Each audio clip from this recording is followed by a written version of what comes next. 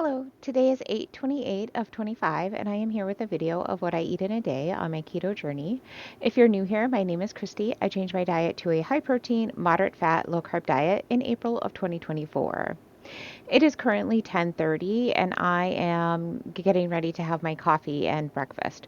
So I made my coffee with 1 cup of silk unsweetened coconut milk, a serving of collagen peptide advanced, and a serving of Naked brand whey isolate protein powder. And then I also added my electrolytes, which is a salty brand. Um, Coco Loco is the flavor. And then I'm going to make myself a little bit of food. So I'm going to scramble myself up a couple of eggs in probably like maybe half a teaspoon, probably more like a quarter teaspoon of butter, and then 2 slices of bacon that I'll just heat up in my microwave. I made a couple pounds of bacon yesterday just to have in my fridge. So we have a busy day again today. I do plan to go to the gym and do a leg workout. So I'll be back with what I did at the gym and what I eat for my last meal. Wait though, I forgot. I wanted to try these. So I have had these legendary brand popped chips before, the ranch. I really like them. Like they would be like one of my go-to chips. But then I also found this Atkins brand of chips. So it has 4 net carbs, and it seems like it's pretty much the same kind of idea where it's basically like protein powder, like probably mixed with water and then baked or fried, probably fried, and then seasoned. So that's kind of the same idea of what you've got going on here. But I just wanted to compare them. So this bag is 1.1 ounces and this is 1.2. So very similar, although this seems like a much bigger bag. Um, this one has 140 calories with 7 grams of fat, 310 sodium, 8 carbs with 4 fibers, so 4 net carbs and 13 protein.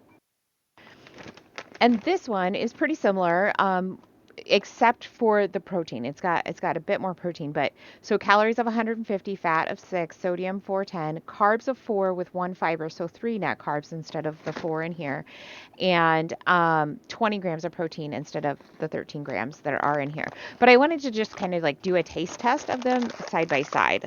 I really only plan to eat like one each. Okay, so I smelled the Atkins um, chips, and they kind of have like a corn chemically kind of smell to them.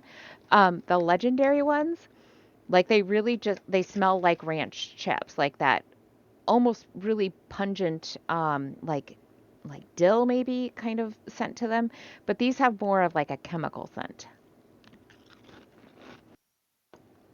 I do like the texture of the Atkins brand more because it is denser, so it's more of a chip rather than these are like lighter and airier. And the flavor's okay. It's not bad. Um, it's just not really good. It's not like, oh, when I want a chip, I want those. Yeah, the flavor of the legendary is better. Um, it just seems less synthetic, which probably is part of the smell too, um but I don't like the texture as much. Like I kind of wish I could get this texture with this flavor. Um, yeah. So I mean, they're both good. I think I would choose the legendary because of flavor better, but if I was like really craving like more chippy kind of thing, then I might end up going with this.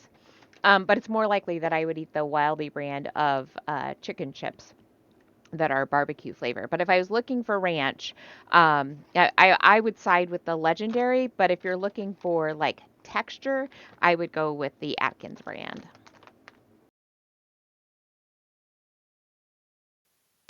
We ate dinner around 5 o'clock today, and this is what we had. So my son made it. It was chicken parmesan from Low Carb Inspirations. I will link to the recipe in the description below.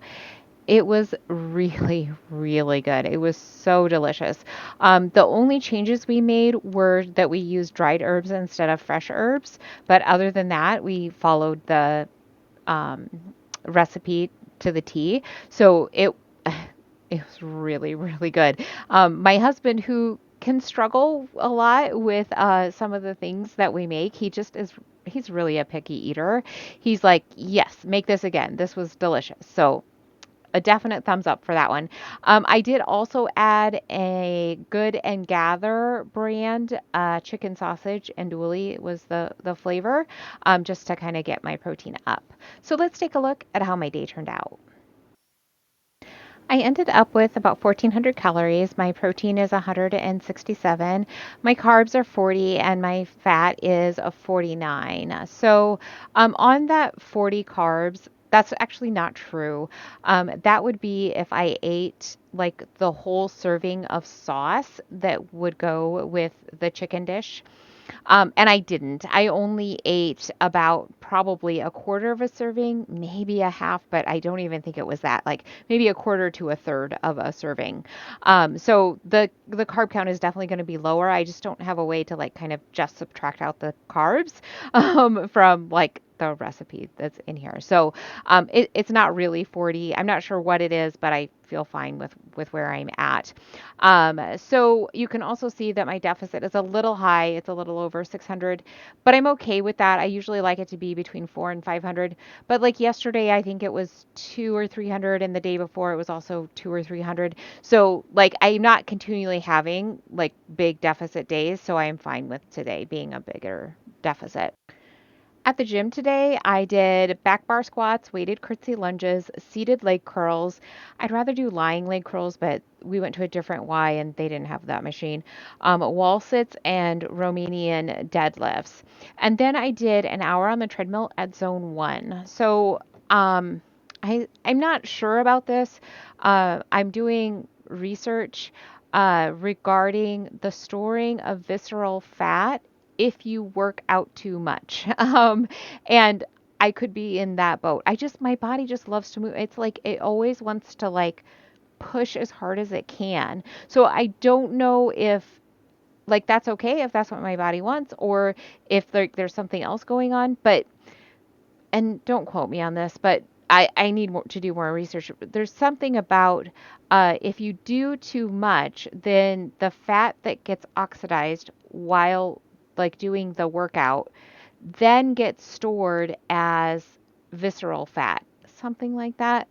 And so I'm just a little concerned about when I like do like a heavy strength training and then right after I go into like say a zone 3 or zone 4 or zone 5 or even zone 2 and like do a long amount of cardio, apparently that's not very good for you. So I'm going to try and kind of cut back a bit on that and then probably end up just doing like a ton of zone one because my body wants to move. I'm also going to reconfigure my strength training. So normally I do 2 days of arms and core and 2 days of legs. And then like 1 day of like hit training or like zone 4 or 5 cardio.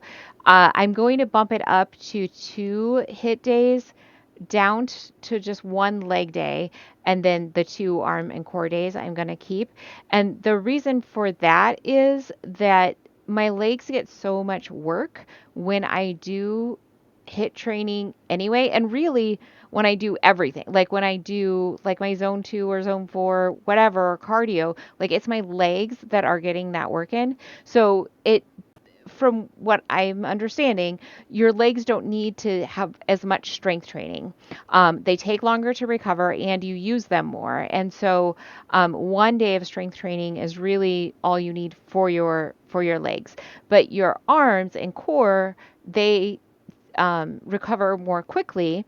And so you can do 2 days and it can be beneficial to do 2 days. So that's kind of my new plan.